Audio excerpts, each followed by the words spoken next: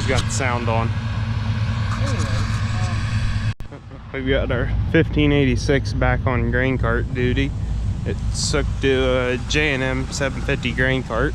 These grain carts are built maybe an hour or so from here, but this tractor is what I learned to pull the grain cart with. It's definitely a load for it, and you got to be careful because it's a lot of drawbar weight for this tractor. But I started running this setup when I was 12, and then I run it for 2 years, and then Grandpa died, and then I moved up to the combine, and my brother moved into this, and my dad started hauling since neither one of us had our driver's license yet. But really like the grain cart. And the tractor works for it, but now that we've had it on the 275, we wouldn't want to do it all the time. We could if we had to, but it's definitely not ideal. Four-wheel drive, it sits up high so you can see in the truck better, and it's just got more weight. We didn't put any of the front weights on, but the power shift's nice from unloading on the go. But we got by pretty well with this setup. There's some people thought we was crazy for doing it, but my uncle was using basically the same setup. He has the same grain cart. He's pulling it with the 7810, and actually this is rated a little bit bigger than the 7810, but he had front wheel assist and more weight, so he was a little better off than we were. Some of you have probably noticed the duals don't match on this tractor. We had that rim went bad, and we got a new one, but the dish is different, so it's kind of annoys me a little bit. But it ain't my tractor, and we don't use it much, so don't get to deal with it a whole lot. I'd like to replace that rim also, just so they match. But climb up. J&M is the only grain cart to have, in my opinion. Looks like got 2 dumps of wheat in it. Should be 3 dumps on this out of the combine will fill it, especially when the combine dumping on the go and the combine's full. You can tell the coon's been up on it over winter. Need to get a broom and clean that off. But all the rain we had a new rut that went up through there, so we're cutting the field different this year. We're thinking about redoing a bunch of the waterways on this farm, but maybe adding a couple. But the problem is, around here you add too many, it's real difficult to spray the fields. So by the time you got the waterways outlined, you've got 3/4 of the fields done, and then you basically got to drive around and fill in the gaps.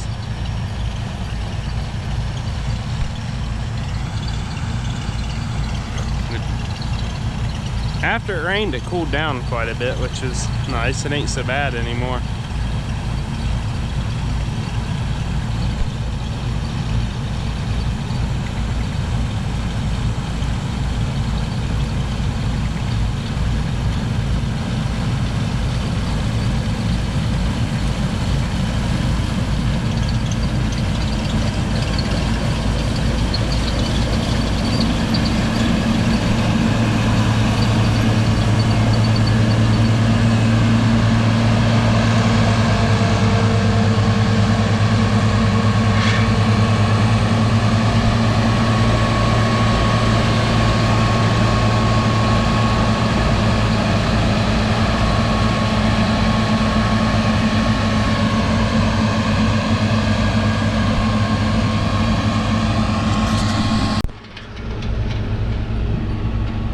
He's coming around to unload.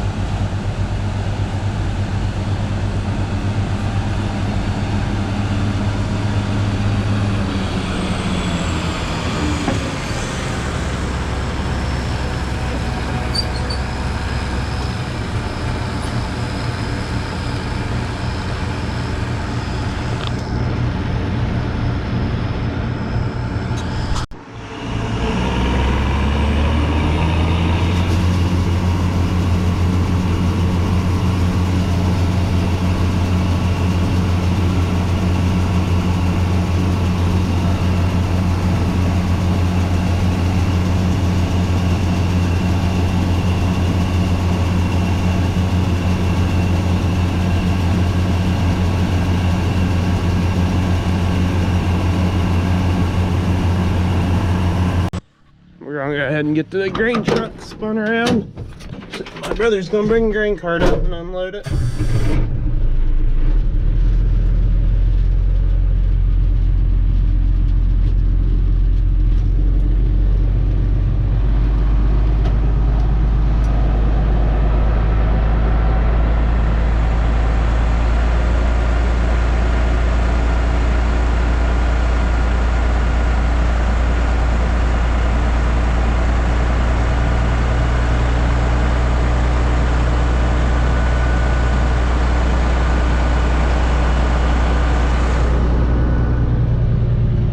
Biggest complaint I have with this truck is it doesn't hold air very long.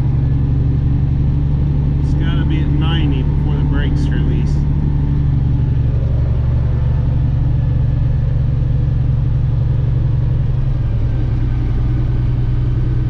Seat cornets I didn't know we had. Those are very important to me.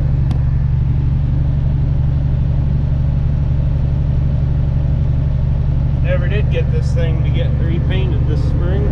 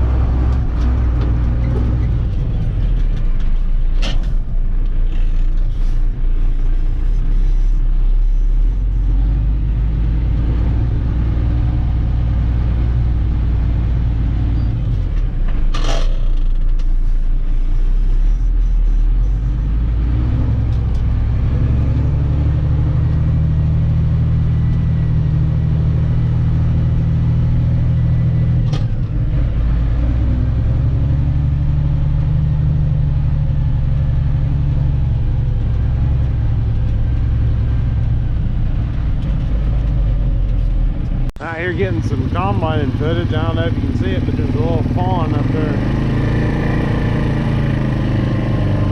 running in front of me.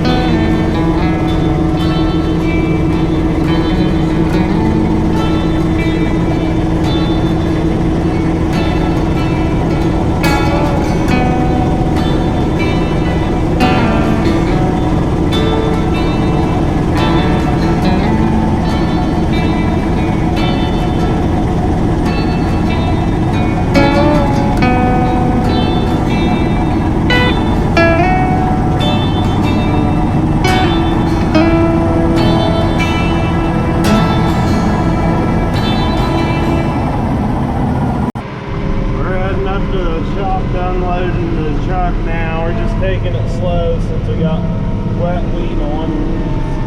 A lot of drawbar weight. Don't want to get anything bouncing too much. Wheat's about the heaviest grain we grow. It's heavier than corn and soybeans.